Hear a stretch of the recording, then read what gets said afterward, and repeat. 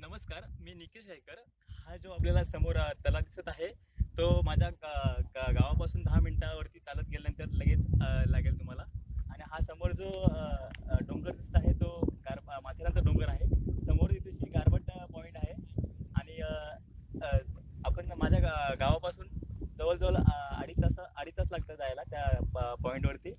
तसेच हा जो लेकमधलं पाणी आहे, हा पाणी खूप सुंदर आहे. अशी जागा तुम्हाला मुंबईमध्ये कुठेच मिळणार नाही.